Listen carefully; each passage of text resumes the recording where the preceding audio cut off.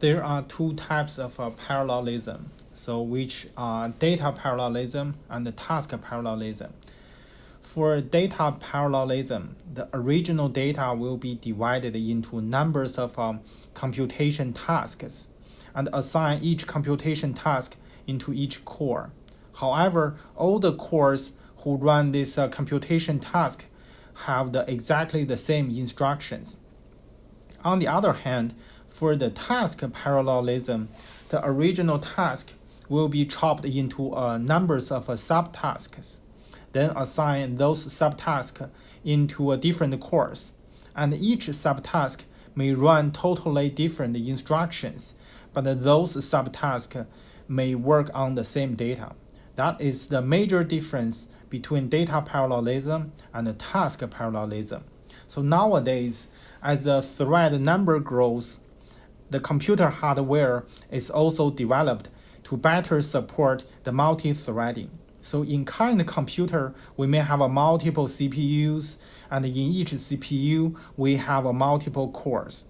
And in each core, we can have multiple hardware threads. So for example, Oracle SPARCT4 has 8 cores in each CPU and 8 hardware threads in each core, which means we can add 8 threads in each core and make 8 threads run in a single core interleavingly without introducing too much context switch overhead.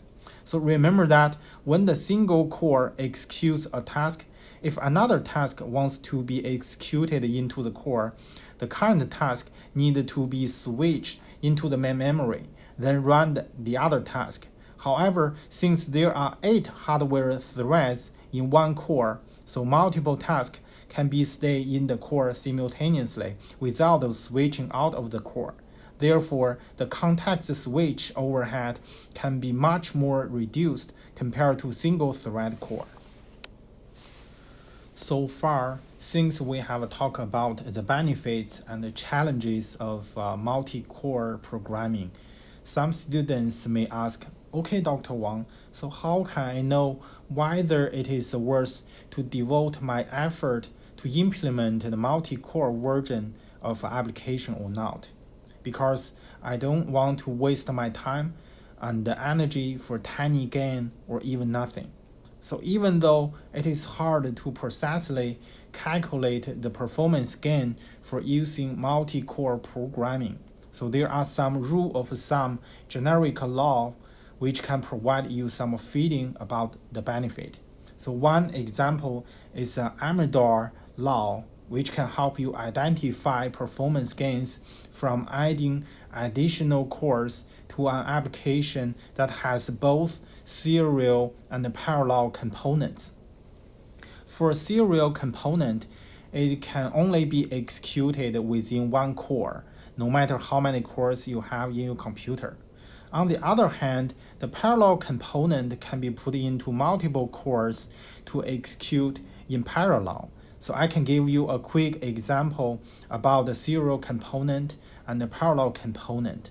So when you want to write something into a file, this task belongs to serial component, since it is very hard to be implemented in multiple cores simultaneously.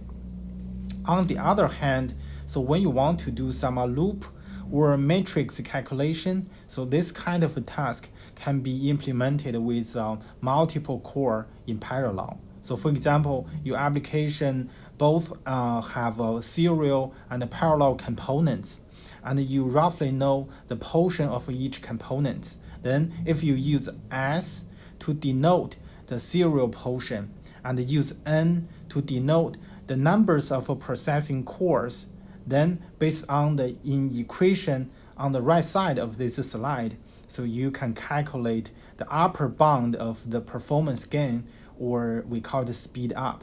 So which means that at most you can achieve this much of a performance gain if you're using multi-core programming.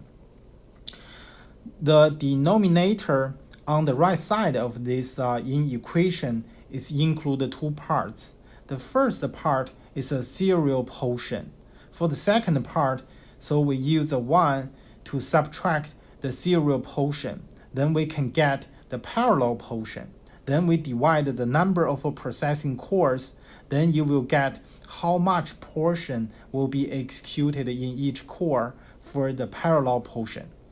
Then the speed up can be calculated by 1 divides the summation of a serial portion and each parallel portion. So for this formula, as n approaches infinity, so speed up approach to 1 over s. So serial portion of an application has a disproportionate effect on performance gained by adding additional cores. So which means if most of the part of the application belongs to serial portion, so no matter how many cores you add into this application, you still cannot get big speed up gains there. However, if most of the part of this application belongs to parallel portion, so you can get more speed up gains through adding more processing cores.